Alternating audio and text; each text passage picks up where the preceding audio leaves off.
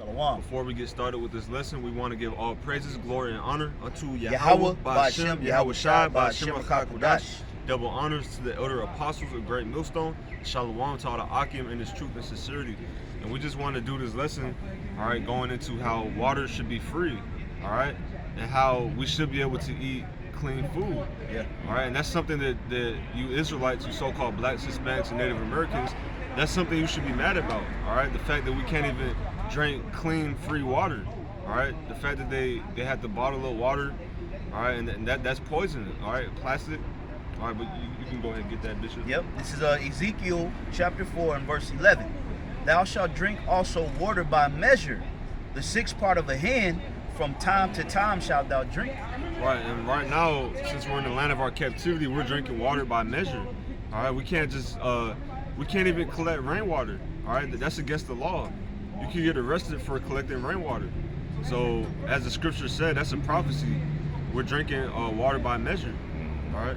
Do you have anything to add to that? Yep. This is Ezekiel 16 and 27. Behold, therefore, I have stretched out my hand over thee and have diminished thine ordinary food.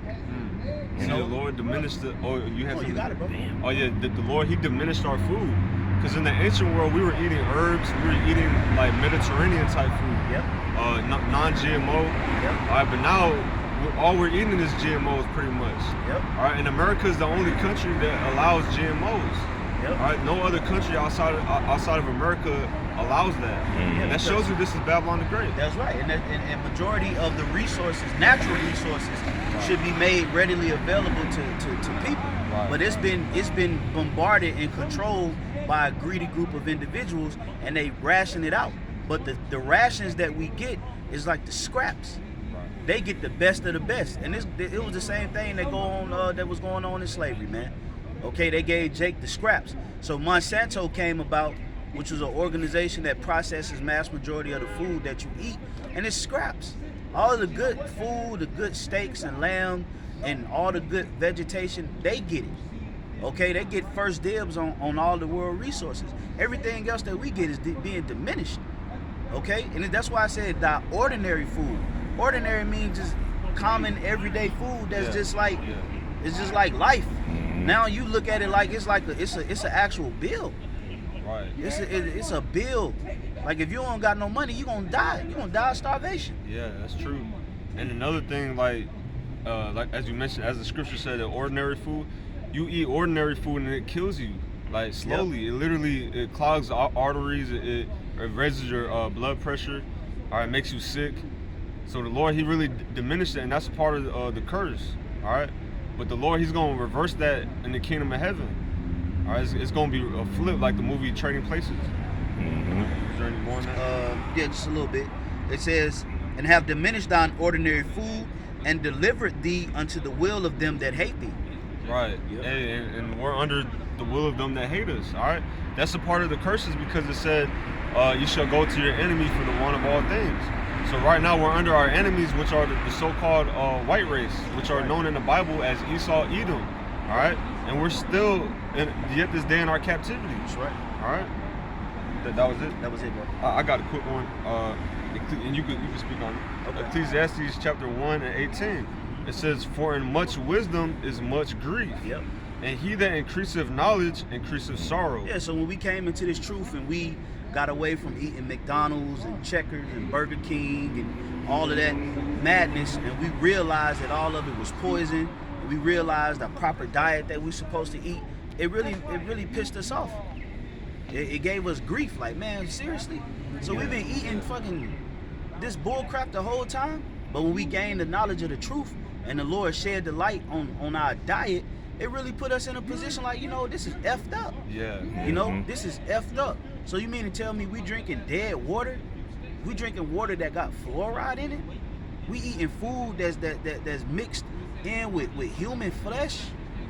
That's not all the way 100% beef, chicken, is combined with pork? Yeah. This creates grief. This creates heartache. You wonder why in this truth, man, you start to turn gray. Because you start to see everything for what it really is. Right. And what it really is, man, this world is polluted. This world is totally polluted, man. Everything has been broken down into rations. Okay, we're supposed to eat and be satisfied.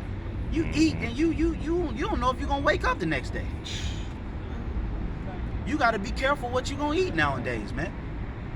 Cause you might eat something you might think is clean, and then next thing you know, you get salmonella, food poison, okay, stomach turning.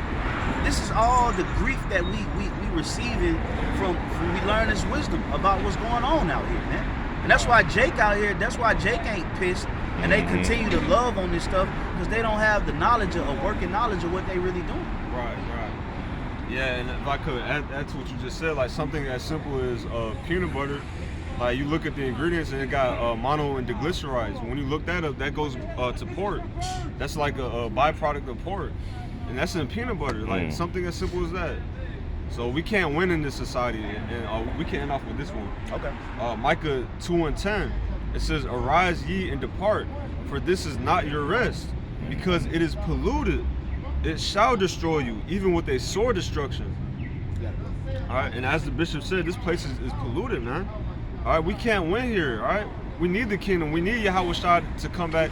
All right, and give us those new bodies and give us the kingdom of heaven. We need that. That's right. Because if not, man, it would destroy us. So if we were to stay here. Yeah. All right, and this God-forsaken country. Hey, the scripture say if the Lord did not come back, no flesh will be saved. Con. Why? Because Esau is, we got to remember, we're dealing with a diabolical, suicidal, kamikaze demon. Yeah. This dude is on a kamikaze mission, man. This dude is on a self-destruction path, man. He's not only trying to kill off the Israelite, he want to kill himself. He wants to do away with the creation in general, even himself. Right. That's how crazy he is. That's how much he hates the Lord. To where he wants to get rid of the Lord's creation, including him, his own self. Esau don't want to be here. Esau just wants to prove to the Lord that he can kill off his creation.